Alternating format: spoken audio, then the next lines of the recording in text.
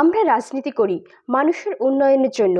সে গরিব হোক আর শ্রমজীবী হোক, কৃষক হোক আর সরকারি কর্মচারী হোক, যে অংশের মানুষই হোক না কেন, তাদের কল্যাণার্থেই ভারতীয় জনতা পার্টির সরকার কাজ করে।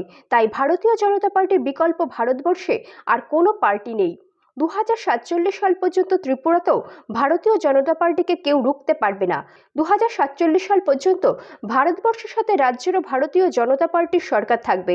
সোমবার ভারতীয় জনতা পার্টির সোনামুড়া মণ্ডলের উদ্যোগে বেজিমারা পঞ্চায়েত এলাকায় এক যোগদান সভায় বক্তব্য রাখতে গিয়ে একথা বললেন প্রদেশ সভাপতি রাজীব ভট্টাচার্য।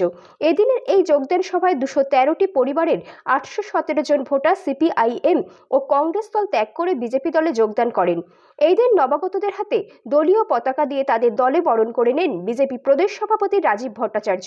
এই দিন বক্তব্য রাখতে গিয়ে রাজ্যের প্রাক্তন মুখ্যমন্ত্রী মানিক সরকার এবং সিপিআইএম রাজ্য সম্পাদক জিতেন্দ্র চৌধুরীকে চ্যালেঞ্জ জানিয়ে প্রদেশ বিজেপি সভাপতি বলেন, দীর্ঘ 25 বছরে কমিউনিস্টরা রাজ্যের জনগণের উন্নয়ন যা করতে পারেনি, গত 6 বছরে ভারতীয় জনতা পার্টি তা করে দেখিয়েছে।